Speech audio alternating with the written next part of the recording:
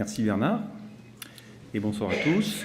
Donc, la première question, le risque de fracture de stent est-il important? La réponse est oui. Important, non, mais il existe. Mais à mon avis, il peut être évité largement par des règles d'implantation qui sont très strictes et totalement différentes des stents métalliques. Il faut se positionner dans tout autre domaine. La structure, c'est un polymère, donc l'acide polylactique, et donc forcément plus fragile. Et donc, des règles d'implantation doivent être strictes. Moyennant quoi, on n'a pas de rupture. Ici, vous voyez une photo de Patrice Guérin et Pascal Mautref qui ont essayé, dans de l'eau à 37 degrés, de déployer un BVS de 3,5 mm à la pression nominale à 12 atmosphères, enfin 10 et 12 atmosphères, en 3 secondes, au lieu des 5 secondes, 2 atmosphères recommandées par le constructeur. Mais vous voyez que si l'on déploie rapidement un stent, ce qu'il ne faut surtout pas faire, on a une rupture longitudinale de stent comme une fermeture éclair. Donc la règle d'implantation, c'est vraiment de respecter les 2 atmosphères toutes les 5 secondes jusqu'à la pression luminale afin d'éviter cette rupture qui ne survient jamais dans ces cas-là. Le deuxième point sur lequel je voudrais insister, on vient d'en parler, c'est les limites d'expansion.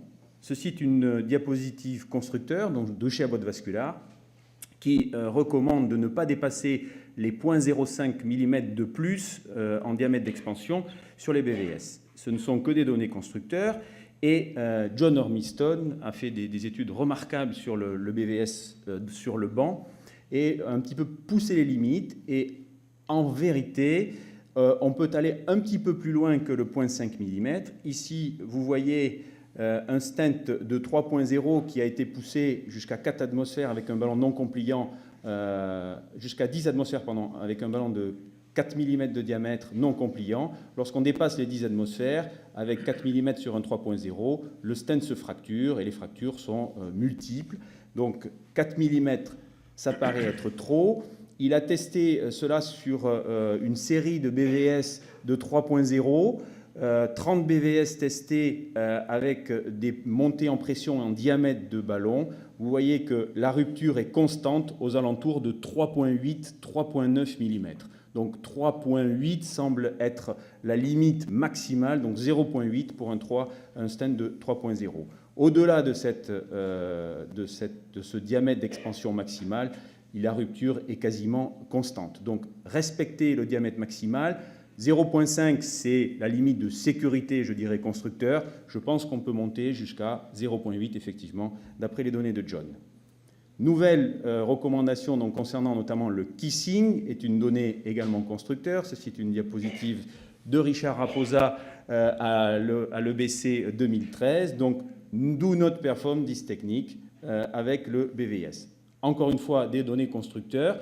Le kissing peut effectivement fracturer le stent, comme vous voyez sur cette diapositive, mais cela ne veut pas dire qu'il faut abandonner cette technique. Et elle a été, on l'a montré l'année dernière avec Pascal Mautref, avec des essais de BVS sur des bancs fractales. Vous voyez qu'avec deux kissings, je dirais, classiques, les deux ballons étant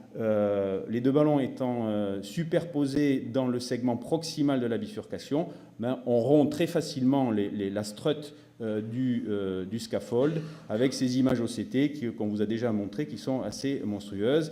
Et Patrice Guérin, en microscopie électronique, en microcity, nous a également montré cette rupture de scaffold donc au niveau de la bifurcation si on fait un kissing facile, un kissing classique, je dirais, avec deux ballons superposés dans le segment proximal.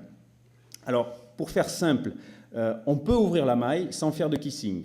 Et John Ormiston a aussi testé 30 scaffolds consécutifs. Et on s'aperçoit que sur un stent, un BVS de 3.0, on peut ouvrir la maille à 3 mm sans dépasser 10 atmosphères avec un ballon non compliant. Donc, finalement, la maille peut s'ouvrir sans forcément faire de kissing, mais vous voyez que lorsqu'on ouvre la maille, comme toujours sur le banc, et on l'avait déjà montré avec les stents métalliques, c'est Thierry qui avait introduit le kissing pour corriger cette déformation, vous voyez que lorsqu'on ouvre la maille, on a une déformation. Donc l'intérêt, lorsqu'on fait une lésion de bifurcation, c'est éventuellement de faire un kissing. Et là, il est quand même recommandé et safe, je dirais, et sans dommage de stent, de faire un mini kissing où l'on ne superpose pas les deux ballons sur le segment proximal, mais le marqueur du ballon de la side est positionné juste au niveau de l'ostium, comme ceci, ou comme ceci sur le banc, le ballon bleu, ici, juste à l'ostium de la side. Et là, on remarque que sur un scaffold de 3 mm, encore une fois John Ormiston, 30 scaffolds consécutifs, vous n'avez jamais de rupture du scaffold lorsque les deux ballons sont inflatés à 5 atmosphères. Donc on peut faire un kissing avec deux ballons de 3.0 sur un scaffold de 3.0 sans dépasser 5 atmosphères sur chaque ballon non compliant et en positionnant le ballon de la side juste à l'ostium avec juste le marqueur du ballon au niveau de la lumière interne du vaisseau principal. Enfin, je finirai sur également cette diapositive constructeur qui me paraît, elle, par contre, justifiée. Il faut éviter, lorsqu'on passe un scaffold dans un autre, de pousser lorsqu'on a la moindre résistance ou lorsqu'on a une résistance avec un ballon pour post-dilater. Éviter de forcer, car à ce moment-là, ça veut dire que le stent n'est pas forcément bien déployé, et là, on risque de le rompre, notamment en accrochant le nez du ballon sur une des mailles ou un autre stent éventuellement à passer à l'intérieur. Donc, ne jamais forcer, post-dilater et réessayer par la suite. Donc, en finale, que faut-il retenir? Les fractures, elles peuvent exister, mais en respectant les règles d'utilisation, on les évite. Donc, 2 atmosphères toutes les 5 secondes pour le déploiement, pas plus de 0,8 mm de diamètre d'expansion. À 0,9, les ruptures arrivent. La maille d'un scaffold de 3.0 peut être ouverte avec un ballon non compliant de 3.0 au maximum à 10 atmosphères. Le mini kissing est possible à 5 atmosphères avec 2 ballons de 3.0 sur également un scaffold de 3.0 et ne pas pousser en cas de résistance. Je vous remercie.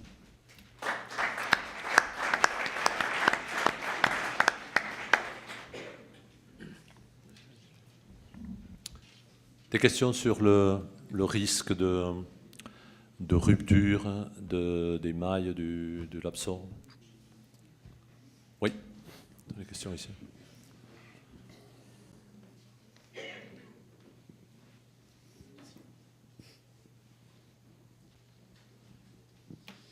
Est-ce qu'on peut étendre donc les recommandations pour un stent de 3 jusqu'à 3.8 pour le stent de 3,5 jusqu'à 4, des poussières? 0,8, oui, tout à fait.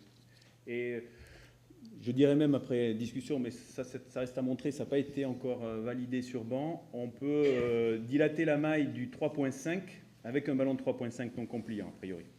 Richard, the maximum dilatation of the cell of a 3.5 is 3.5.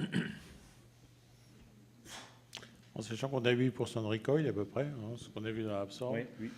Et donc, si on va à 3.8, on n'aura pas 3.8 en finale. Exactement. Question?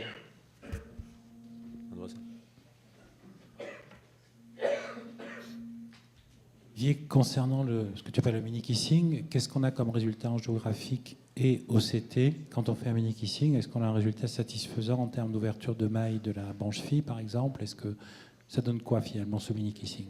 Je ne veux pas dévoiler la communication de Pascal Motreff qui va nous le montrer tout à l'heure. Très bien, je crois qu'il y a une communication, comment traiter les bifurcations. Voilà. Je crois qu'il va montrer pas mal d'images. 10 questions pratiques.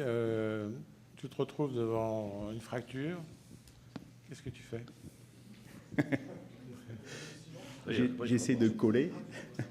Peut-être en pratique une nouvelle inflation, je dirais soft avec un ballon non compliant. Peut-être une solution. Et tout dépend de quel type de fracture. Si en OCT, si les mailles protruent dans le vaisseau principal, peut-être convertir et mettre un stent dedans. Je n'ai pas la réponse.